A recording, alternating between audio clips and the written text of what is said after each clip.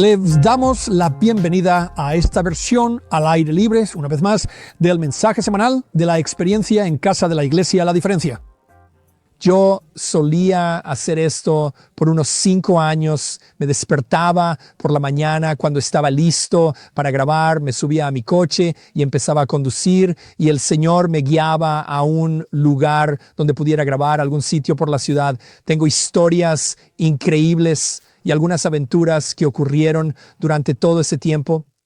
Y luego, el año pasado, sentí que el Señor finalmente dijo: oye, está bien que construyas un pequeño estudio en tu oficina, consigue un telón de fondo para que no tengas que intentar buscar otro lugar, porque era muy, muy difícil de hacer. Pero para mí fue una verdadera lección de obediencia y de confianza, porque yo entraba en esos edificios altos del centro de Tampa y me decían que pulsara el botón del 9º piso e iba hasta el 9º piso, y de repente había una puerta abierta a una oficina abandonada y yo simplemente me quedaba allí dentro por 2 horas grabando. Así que, pero hoy estoy de vuelta porque sentí que Dios me dijo: oye, sal y siéntate afuera hoy. Vuelve a lo que hiciste durante los últimos 5 años. Así que estoy siendo intencional hoy para hacer algo diferente, porque sentí que el Señor me dijo que lo hiciera. Y quiero continuar con este tema en el que siento que Dios me ha tenido por un tiempo y me dijo que me enfocara realmente en el 2026. Y eso es ser intencional con la forma en que vivimos nuestras vidas. Y, en última instancia, la razón de todo esto es porque todos deseamos tener una vida verdaderamente extraordinaria, ¿no es así? ¿Acaso tú no anhelas vivir una existencia que sea realmente fuera de lo común, una vida extraordinaria? Y me puse a reflexionar profundamente sobre el significado de esa palabra. ¿Qué es lo que realmente significa esa palabra extraordinaria? Si lo desglosas, es extra y ordinario. Entonces dices: espera, o sea que es súper ordinario. No, extra significa que no es ordinario. Es algo verdaderamente digno de mención. No se ajusta en absoluto a lo que se considera normal. Resulta ser bastante fuera de lo común. Así que me obligó a hacer la pregunta: bueno, ¿qué hace que una vida sea extraordinaria? ¿Qué diríamos que hace una vida extraordinaria? Anoté que es alguien que no se limitó simplemente a seguir a la multitud en cada aspecto. No se conformaron con mantener el status quo en las cosas. Miraron más allá de sí mismos, buscando un propósito más profundo que su propia comodidad o el simple hecho de conseguir cosas para ellos. No tienen miedo a ser juzgados, ridiculizados o menospreciados por tomar decisiones que ellos creen que son las correctas, y poseen un sistema de creencias muy sólido que guía y dirige toda su vida. Esto lo escribí. Ellos consideran su vida como algo precioso y de gran importancia, pensando: solo tengo una vida para vivir. Y utilizan su tiempo, sus talentos y sus recursos para, de forma intencional, generar un impacto positivo en la existencia de otras personas. Creo que todos estaríamos de acuerdo en que esa sería, sin duda, una vida verdaderamente extraordinaria. No significa que sea una vida de fama, significa que es una vida extraordinaria. Bueno, al empezar a reflexionar sobre ello, la única persona en toda la historia de la humanidad que ha impactado el mundo como ninguna otra, claro, ha habido mucha gente, pero el que los supera a todos con creces es Jesús. Solo para demostrártelo, busca en Google la palabra Jesús y verás que hay más de 665,000 millones de artículos, datos o búsquedas que puedes realizar sobre Jesús. Si no me estás siguiendo, te daré otro ejemplo muy sencillo. El calendario por el cual tú, yo y absolutamente todo el mundo se rige está dividido por un único acontecimiento: el nacimiento de Jesús. Así significa antes de Cristo, lo cual marca todo el periodo de tiempo previo a la llegada de Jesús. AD significa Anno Domini, que en latín quiere decir en el año de nuestro Señor, lo cual denota el nacimiento de Jesús, y todo el tiempo a partir de ese momento comienza a contarse desde ahí. Así que contamos nuestros años basándonos en el momento en que Jesús llegó a este mundo. Eso es impacto. Independientemente de si la gente lo sigue, cree en él o no, el impacto que tuvo es innegable. Así que pensé que para nosotros deberíamos, si queremos una vida extraordinaria, y él fue la persona más extraordinaria que jamás haya pisado la tierra, quizás deberíamos prestar un poco más de atención a la vida de Jesús y a lo que hizo. Por eso tenemos la Biblia, una colección de las historias de lo que Jesús hizo, y seguirle y medirnos con eso y pedirle a Dios que nos ayude a hacer las mismas cosas que Él hizo. Así que eso es lo que estaremos haciendo durante las próximas semanas. Voy a compartirles algunas historias sobre cómo Jesús vivió su vida de manera intencional. Incluso hoy, si estás viendo esto en una experiencia desde casa o si lo estás viendo por tu cuenta, les voy a pedir que piensen, que escriban en un diario o que discutan qué acciones creen que Jesús realizó de forma intencional. Bueno, pero vamos a empezar con este primer punto, y esto es como, digamos, el punto principal de todo. Bueno, esto como que tiene que empezar todo aquí, porque hay un versículo bíblico donde Jesús habla sobre, cuando uso esta palabra, el Hijo del Hombre, a lo que se refiere es que Él se refiere a Dios. No voy a entrar en algo muy profundo, pueden buscarlo ustedes mismos, pero Él se refiere a sí mismo. Y así dice, porque el Hijo del Hombre no vino para ser servido, sino para servir. Es algo verdaderamente asombroso. Ahora bien, ¿dónde comenzó todo esto? Pues porque Jesús, en primer lugar y ante todo, no vino a esta tierra para obtener lo suyo. ¿Me entiendes? ¿Sabes? El mundo te dice, oye, ve a buscar lo tuyo, amigo, consigue tu parte, consigue tu pedazo del pastel. Él no vino de una forma egoísta, de esa manera. Y quiero usar el principio de la historia o el comienzo de cuando Jesús finalmente empezó a llevar a cabo su ministerio aquí en esta tierra a medida que maduraba para convertirse en el hombre que estaba destinado a ser y como Dios entonces lo ungió. Porque lo que ocurre es que tienes a Juan el Bautista, quien está bautizando a la gente en el desierto, y él está proclamando que el Mesías, el Salvador del mundo, está a punto de llegar. Así que prepárense y pónganse a cuentas con Dios. Y así Él está bautizando a la gente y las personas se están arrepintiendo y volviendo a Dios. Y entonces un día Jesús aparece en el río Jordán, justo donde está Juan, y entra en el agua y Juan lo mira y sabe quién es Él. Juan sabe perfectamente que este es el Salvador, que este es el Mesías. Y él dice, yo no soy digno ni de desatar la correa de tus sandalias y mucho menos de bautizarte a ti. Pero Jesús dice, no, esto tiene que ser así, y la razón es lo que sucede cuando Jesús es bautizado y al salir del agua, la Biblia nos dice que fue como una paloma que descendió sobre Jesús. La paloma simbólicamente siempre ha representado la paz, ¿verdad? Así que paz, favor y bendiciones. Y entonces una voz del cielo dijo, este es mi Hijo, en quien me complazco mucho. Dios le está mostrando a Juan el Bautista y a todos los que estaban allí presentes, a todos los que escuchaban, que este es mi Hijo.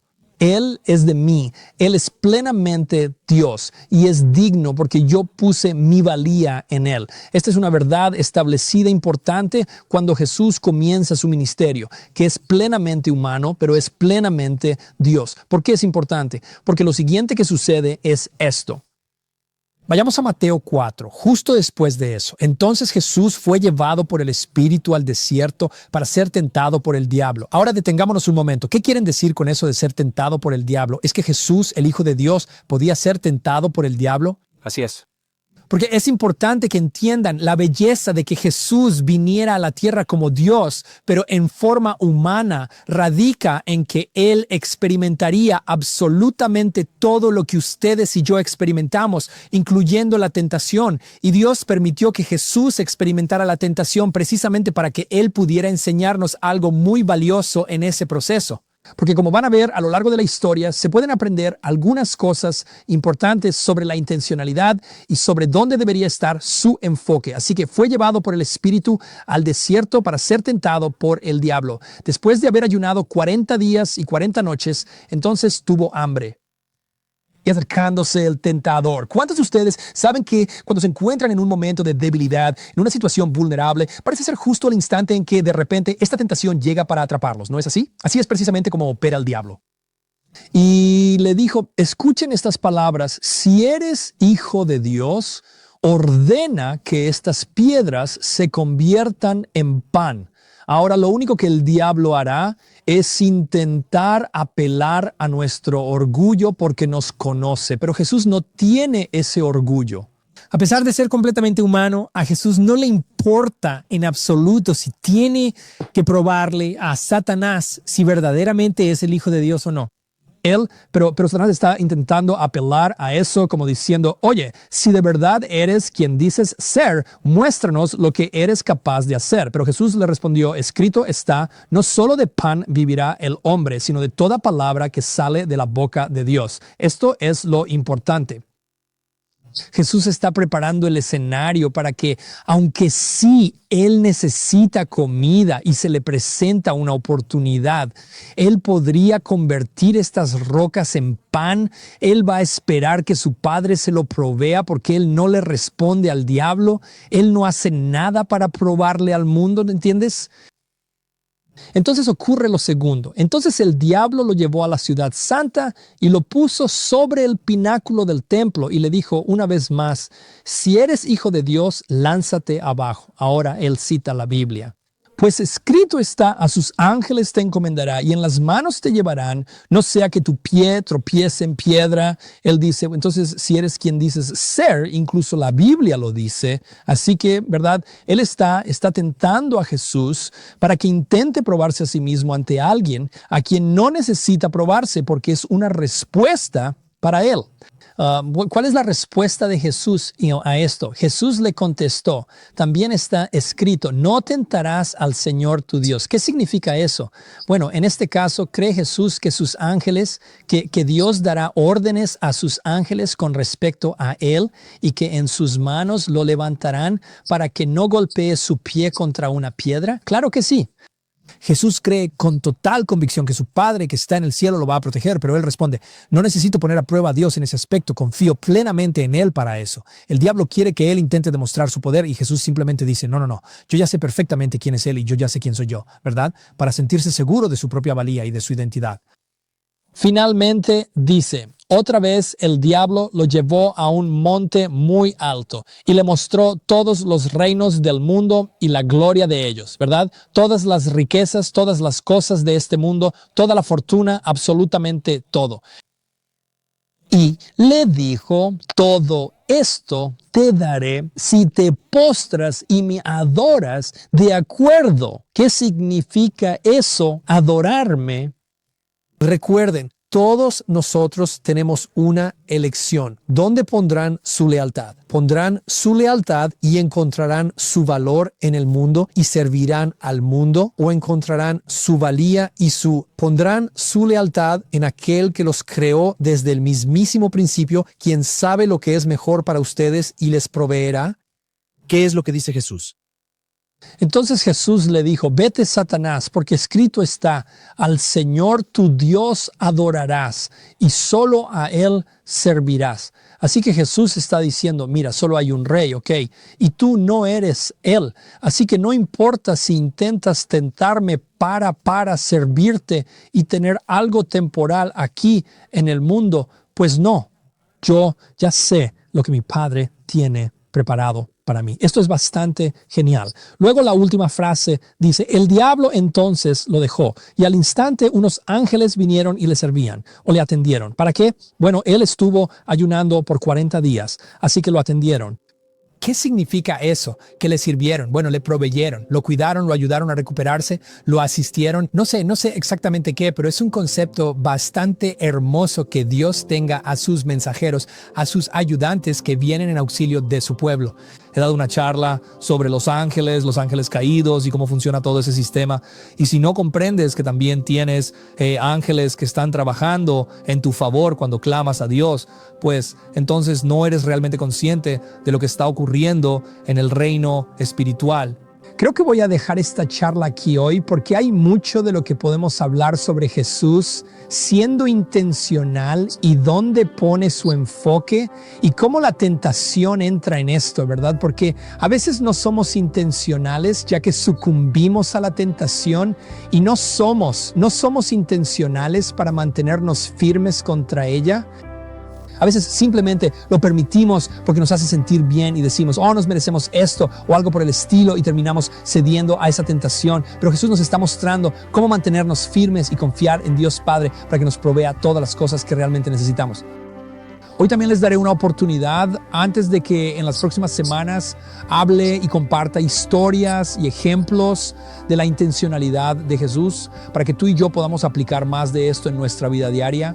Pero les daré la oportunidad de hablar al final de las preguntas de hoy. Si están viendo esto en una experiencia en casa, ¿qué piensas? ¿Cómo crees que Jesús fue intencional? ¿Qué te viene a la mente? ¿Qué historias se te ocurren? Y en las próximas semanas nos divertiremos desgranando algunas de estas historias.